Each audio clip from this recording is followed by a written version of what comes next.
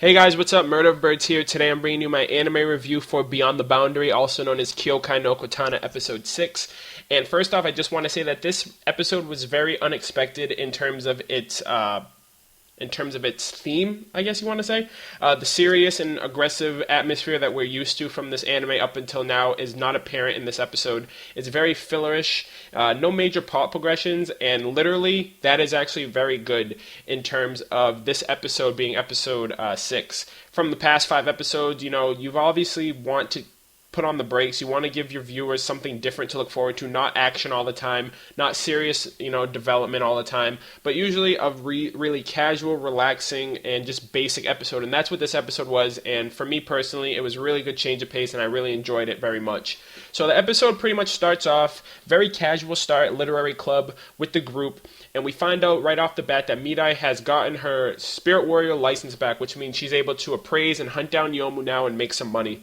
And it turns out that she actually needs to because her rent's coming up. So she goes to Ayaka Shindo, and Ayaka tries to find her a really high appraisal Yomu to fight and, pay off her bills and get some food in her and stuff like that. And they come out to find a fruit type Yomu that is on the top of their school, which is very convenient for them. They already know where to go. And she just instantly runs out the door and is like, okay, I'm going to go fight. I'm going to go make this money. I can actually make a ton of yen. I think it was like 500,000 yen that she can make off of that Yomu. So she instantly runs out the door. And what she doesn't know is that this Yomu is very persistent, and it's been very difficult for a lot of people to slay. It has a very weird disposition as well, being very persistent. It's alert, and awareness is really on point with the fact that it has like this defense mechanism where if anyone gets too close to it, it just bursts into this nasty, gooey liquid that just stinks and reeks. And right off the bat, you actually see that Midai gets caught in it, Akihito gets caught in it, and they pretty much just stink up the whole town. And anybody that's around them, they're like, hey, what's that smell? It stinks really bad. And then they go back to the literary club, and their group's pretty much isolated away from everybody because they're like, yo, you stink, you need to get away from me. So that the humor in this episode is really pertained to that element of, everyone smelling and stuff like that because of the Yomu. And it's at this point that, Himuri, Aya Shindo, as well as Mitsuki get into it as well. They're like, hey, we need to take down this Yomu. You guys stink, and it's really, it's clouding up this clean air that we're all smelling.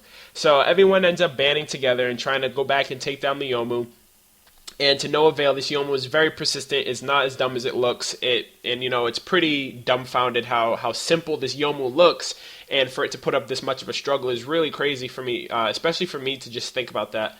So we found out a few things of doing some research. We find out that the Yomu has been defeated before. It was defeated by, these people that, knew about its weaknesses. Number one, its first weakness is that it is very infatuated with women, particularly, gorgeous girls, Midai included, as well as Mitsuki. And second, its also weakness is dancing and, being in rhythm and beat with music, which if you have women, beautiful women at that, and you have, dancing, that's a match made in heaven for it. And that's pretty much what they try to do. They try to work around that. They try to use Mitsuki as well as a defense as a counterbalance to try to take down the Yomu, and that fails completely. And another funny aspect is the fact that they put so much effort into trying to fight this Yomu and take it down, and all of their efforts are just thwarted by this simple Yomu. Every time it gets a sense of danger or it's going to be defeated, it just bursts into that nasty liquid, and everyone ends up stinking. And it actually targets Mitsuki, singles her out and hits her with a special liquid where like she just stinks beyond reason, and she doesn't even smell it. So everyone else is just like left with that, disgusting smell, and they're like all sick of it. They're like, oh my gosh, I hate this smell. Like, get away from me. You stink so bad. And I was laughing the entire time. They're just literally isolating her. They put her like in this bubble too, like, get away from me. You stink. Don't talk to me. And it's so freaking funny. So from what they find out about the Yomu, about its dancing and about its disposition with women, they decide to, do like this duet, this dance type thing to try to capture it.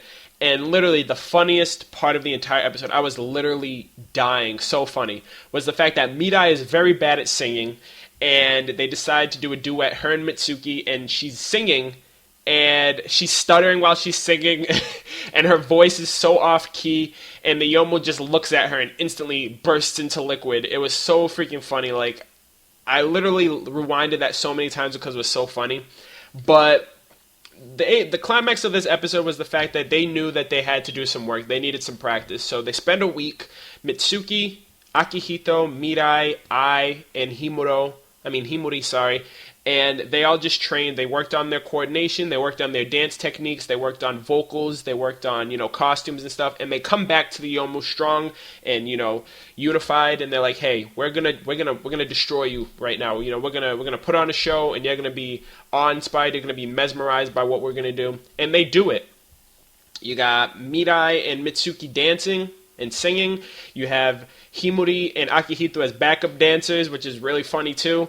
And then you have Ai, who comes in at the center with her cute little outfit on, and they're all just dancing. They're on point. They're coordinated perfectly, and they're all just thinking, "Yeah, we got this. This Yomu's done. We're gonna win. We got this. This Yomu's done. We're gonna make this money."